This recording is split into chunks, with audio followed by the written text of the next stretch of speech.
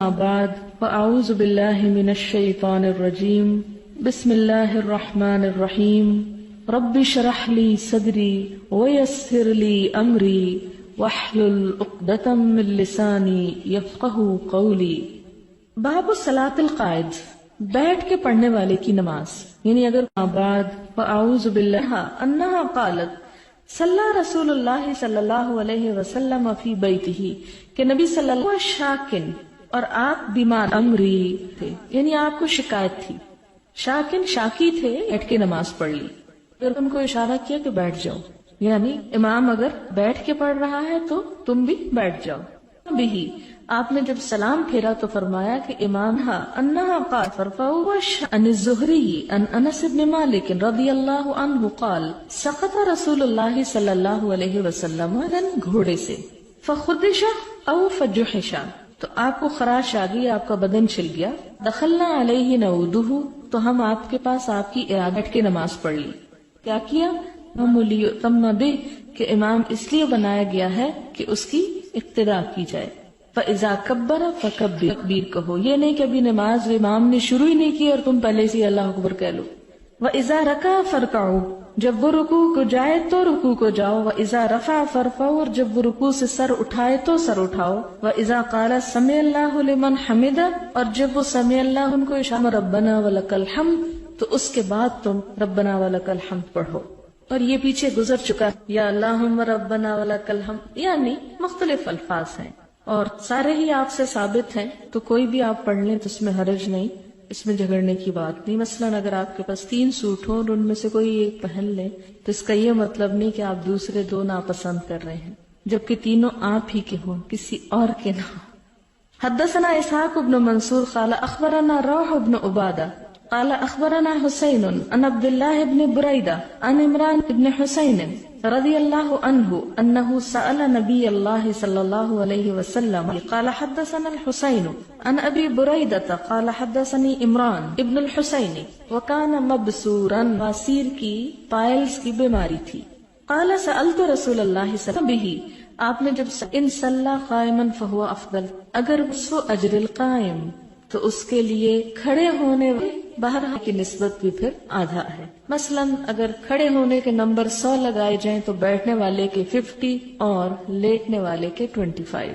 اب اس میں یہ ہے کہ پتہ یہ چلتا ہے کہ چھوٹی موٹی تکلیف میں انسان کو بیٹھ نہیں جانا چاہیے، یہ ہمت نہیں ہار دینی چاہیے، انکریج ایک طرح سے کیا گیا ہے۔ اب آپ یہ بھی کہہ سکتے ہوں گے کہ ہمارا کیا قصور ہے کہ اگر ہم بیمار ہیں تو ہم بیٹھ کے پڑھ رہے ہیں، ہمیں کیوں ثواب نہ ملے؟ تو بات یہ ہے کہ اسی لیے تو کہا جاتا ہے کہ صحت کو بیماری سے پہلے غنیمت جانو، مصروفیت سے پہلے فراغت کو غنیمت جانو، بڑھاپے سے پہلے جوانی کو غنیمت جانو، کہ ان وقتوں سے صحیح فائدہ اٹھا لو قبل اس کے کہ تم ایسی حالت میں مبتلا ہو جاؤ کہ تمہارے پاس وقت ہی نہ رہے۔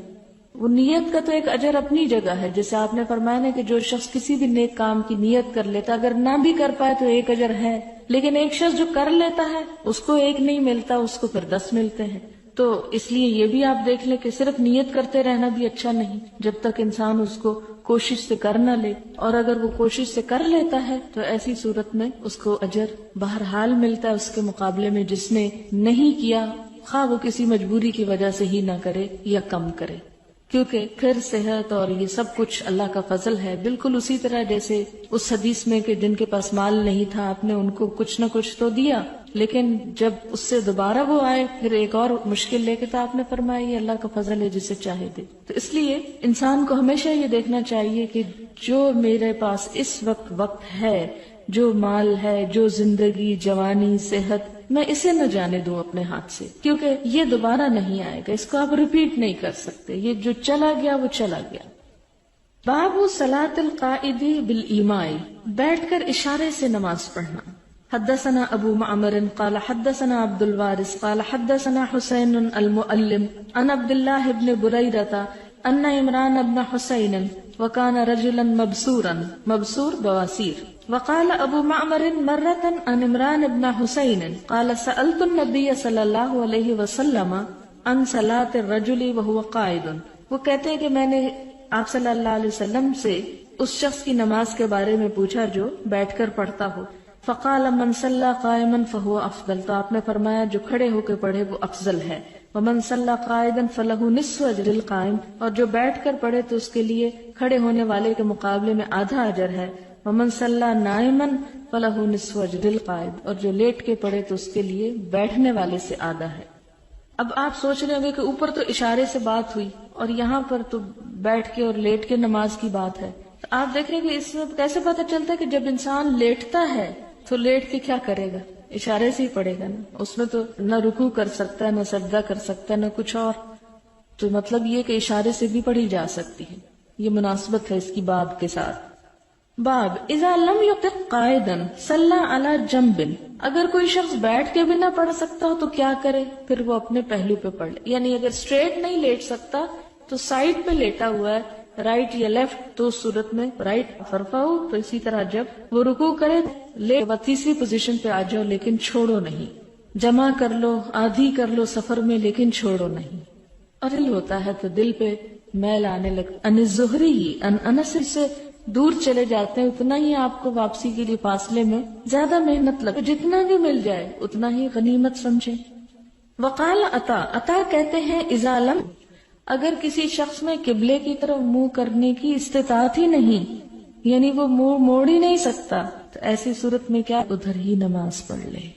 کہ ایسی بیماری ہے کہ جس میں ایکسیڈنٹ میں ہڈیاں توڑا گھوڑے گھما کے ادھر پھرا دے، تو آپ سوچیں کہ اس کی ہڈیاں دوبارہ اکھڑ سکتی اور ان کو تکلیف ہو سکتی. تو ایسی صورت میں اسلام کو فجوحشا، تو آپ کو خراب ڈالا جائے، اسے اس کے حال پہ ہی رہنے دیا جائے. بس یہ کہا جائے کہ نماز رحمان. قال حدثني الحسين المكتب عن ابن بريدة صلى الله عليه وسلم عن الصلاة فقال صل قائما فإن لم تستطع فقاعدا. یعنی انہوں نے بیماری میں پوچھا کہ میں اگر بیٹھ جاؤں، تو آپ نے کہا نہیں، کھڑے ہی ہو کر پڑھو. اور اگر ہمت نہ ہو، ہمت جواب دے جائے تو بیٹھو. ہمارے یہاں یہ تو ہر کام کھڑے ہو کے اور نماز بیٹھ کے. فَإِن لَمْ تَسْتَطِعْ فَلَا جَنْبٍ، اور اگر تم میں ہمت نہ ہو تو پھر لیٹ کے. آپ خود اپنے لیے سجیسٹ کریں گے، کسی دوسرے سے آپ فتویٰ نہیں لے سکتے. آپ اپنے دل سے پوچھیں، جسے ایک روایت میں بھی آتا ہے نا، استفت قلبک ولو افتوکا، اپنے دل سے فتویٰ لو، خواہ تمہیں لوگ فتویٰ دے ہی کیوں نہ دے. مثلاً آپ کریں ہاں میرے سر میں درد ہو رہی ہے، میں بیٹھ کے پڑھ لوں نماز، تو لوگ مثلاً کہہ بھی دیں کہ ہاں جی آپ پڑھ لیں، لیکن پڑھنے والے کو پتا ہونا چاہیے کہ وہ کیا واقعی اس میں جسٹیفائی کرتا ہے بیٹھنے میں کہ نہیں. بابن اذا صلی قائدا، اگر کوئی شخص بیٹھ کے نماز پڑھے، ثم صح، پھر وہ تندرست ہو جائے، او وجد خفتن، یا اس کو ہلکا محسوس ہو بیماری، تمم ما بقیہ، تو کیا کرے؟ مکمل کر لے جو باقی ہے. یعنی اس کے دونوں معنی نکلتے ہیں کہ بیٹھے ہی باقی پوری کر لے، کوئی نہیں اب بیٹھ گیا تو بیٹھ جائے. اور دوسرا معنی کیا ہے کہ اگر بیٹھ کے وہ سمجھتا ہے کہ نہیں اب اس میں ہمت آ گئی ہے کھڑے ہونے کی، تو وہ درمیان نماز میں بھی کھڑا ہو سکتا ہے. اس کی دلیل آگے آئے گی. وقال الحسن، حسن کہتے ہیں ان شاء المریض، اگر چاہے مریض، صلی رکعتین قائما، کہ 2 رکعتیں کھڑے ہو کے پڑھ لے، ورکعتین قاعدا، اور 2 رکعتیں بیٹھ کے پڑھ لیں. کیونکہ بعض اوقات یہ ہوتا ہے کہ آدھی نماز انسان، یا مثلاً آپ یوں کرتے ہیں کہ جو پہلی رکعت شروع کرتے ہیں اس میں تو آپ کھڑے ہونا آسان سمجھتے ہیں، کھڑے ہو کے پڑھ لیتے ہیں، لیکن سجدے سے اٹھ کے پھر کھڑے ہونا بعض بیماریوں میں مشکل ہوتا ہے. آرتھرائٹس کی پرابلم ہوتی ہے کئی لوگوں کو، اور بڑھاپے سے جوڑ چٹکنے لگتے ہیں، تو ایسی صورت میں ان کے لیے بعضوں کا نقصان دہ بھی ہوتا ہے، بوجھ نہیں اٹھا سکتے. ایسی صورت میں کیا ہے کہ مثلا 1 رکعت اگر کھڑے ہو کے پڑھی ہے تو لازم نہیں کہ باقی 3 بھی کھڑے ہو کے پڑھے، باقی وہ بیٹھ کے بھی پڑھ سکتا ہے اگر اس کا عذر معقول ہے. یہ بھی ہو سکتا ہے کہ کوئی شخص اتنی ہمت رکھتا ہے کہ ایک کے بعد 2 دفعہ کھڑے ہو جائے مگر زیادہ نہیں کھڑا ہو سکتا، تو ایسی صورت میں 2 رکعتیں وہ کھڑے ہو کے پڑھ لے اور باقی بیٹھ کے پڑھ لے. یا اسی طرح اگر کوئی 2 بیٹھ کے پڑھ رہا تھا کہ اسے میں دخلنا علیہ نعودہ، درد ٹانگوں کی درست ہو گئی ہے، میں کھڑا ہو سکتا ہوں، تو اس میں کھڑا ہو جائے. حدثنا عبداللہ بن یوسف قال اخبرنا مالک عن ہشام بن عروہ عن ابیہ عن عائشہ رضی اللہ عنہا ام المؤمنین انہا اخبرته انہا لم تر رسول اللہ صلی اللہ علیہ وسلم یصلی صلاۃ اللیل قاعدا قط. حضرت عائشہ کہتی ہیں کہ آپ صلی اللہ علیہ وسلم نے رات کے نفل کبھی بیٹھ کے نہیں پڑھے تھے. حتی اسنہ، یہاں تک کہ آپ بہت عمر رسیدہ ہو گئے، عمر زیادہ ہو گئی. فکان یقرأ قاعدا، تو پھر آپ بیٹھ کے بھی پڑھ لیتے تھے. حتی اذا اراد یرکع، جب ارادہ کرتے کہ رکوع کرے، قام، تو کھڑے ہو جاتے. کر لیتے.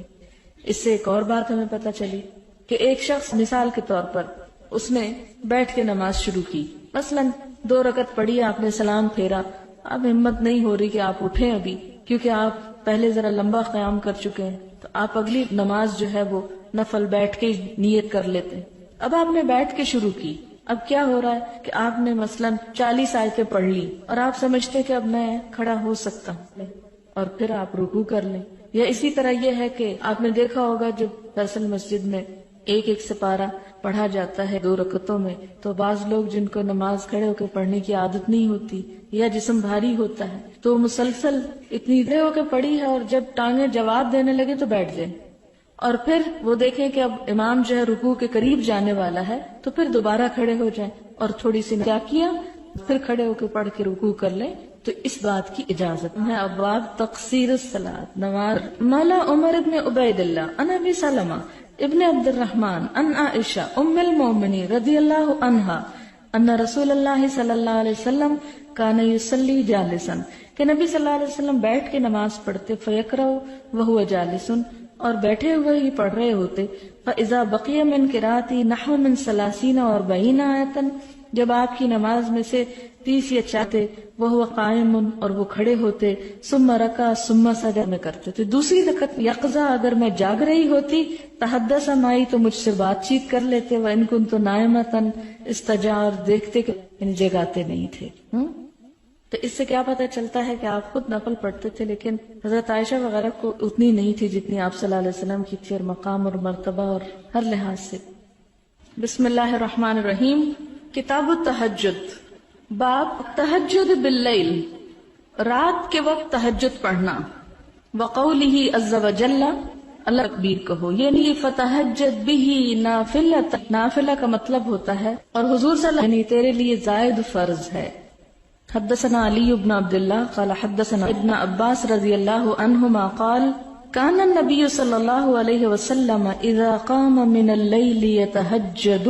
ابن عباس کہتے ہیں کہ نبی صلی اللہ علیہ وسلم جب تہجد پڑھنے کے لیے قیام کرتے، یعنی قام یا تہجد مراد ہے، قال تو فرماتے اللہم لک الحمد، اے اللہ تیرے لیے فرفع، اور جب رکوع سے سر اڑا ہے آسمانوں اور زمین کو، ومن فیہن، اور جو ان کے اندر، لک ملک السماوات والارض ومن فیہن ولک الحمد، اور ہم تیرے ہی لیے ہے، انت اور تیرے ہی لیے ہے حمد، انت الحق تو ہی حق، ربنا اور تیرا حق ہے، والنار حق اور دوزخ برحق ہے یا آگ برحق ہے، والنبیون حق اور انبیاء برحق ہیں، ومحمد صلی اللہ علیہ وسلم حق اور محمد صلی اللہ علیہ وسلم سچے نبی ہیں، والساعۃ حق اور قیامت بھی سچ ہے، اللہم لک اسلمت، اے اللہ میں تیرے اوپر اسلام لایا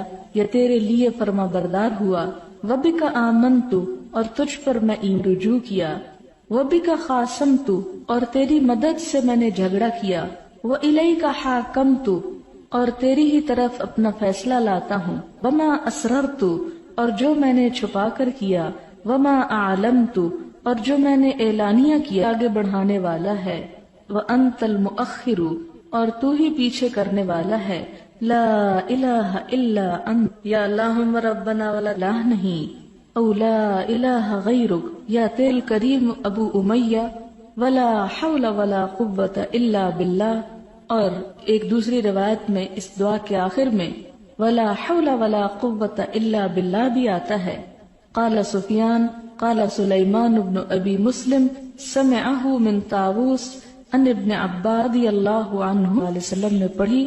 اس میں اللہ تعالیٰ آپ کے لیے مخصوص نہیں، خصوصاً جب آپ لوگ رمضان کی راتوں میں صبح اٹھیں، مثلاً اگر آپ کو وقت ایسا فضیلت. حدثنا اسحاق بن منصور قال اخبرنا روح حدثنا عبد الرزاق قال اخبرنا علیہ وسلم رضی اللہ عنہ صحابہ ہوئی مجھے خواہش ہوئی صلی اللہ علیہ وسلم کو سنا سکوں. وہ جایا کرتا تھا علی عہد النبی صلی اللہ علیہ وسلم، آپ صلی اللہ علیہ وسلم کے زمانے میں. نیند میں دیکھا کأن ملکینی گویا کہ 2 فرشتے ہیں، اخذانی دونوں نے پکڑ لیا مجھ کو، فذهبا بی الی النار وہ دونوں لے گئے مجھے آگ کی طرف.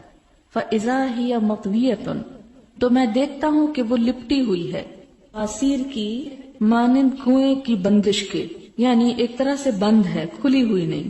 وَإِذَا لَهَا قَرْنَانِ، اور اس آگ کے دو سینگ ہیں، یعنی شعلے ہوں گے بڑے بڑے. وَإِذَا فِيهَا أُنَاسٌ، اور اس میں کچھ لوگ ہیں. کہنا شروع کر دیا، یعنی وہ آگ، وہ کہتے ہیں فَلَقِيَنَا مَلَكٌ آخر، تو ملاقات کی ہم سے ایک دوسرے فرشتے نے. فَقَالَ لِي کی طرف، اب یہ تیسرا ہے جو کہتا ہے ان کو لم ترى السلام کے بارے میں قرآن پاک میں، عمر کی بیٹی، یہ عبداللہ بن عمر حضرت عمر ہی کے بیٹے ہیں. فَقَصَّتْهَا حَفْصَةُ عَلَى رسول اللہ صلی اللہ علیہ وسلم کے سامنے بیان کیا. فقال، تو انہوں نے کہا نعمر ان صلی کان یصلی من اللیل، اگر وہ رات کو نماز پڑھتے ہوں، یعنی آپ نے اس کی تعبیر کیا، رات کو تہجد پڑھا کریں. فکان بعد لا ینام من اللیل الا قلیلا، تو اس کے بعد وہ رات کو بہت کم سوئے. اور یہ کس عمر میں ان کو تلقین کی جا رہی ہے؟ جبکہ وہ ایک نوجوان انسان تھے. ہم باب طول السجود فی قیام اللیل،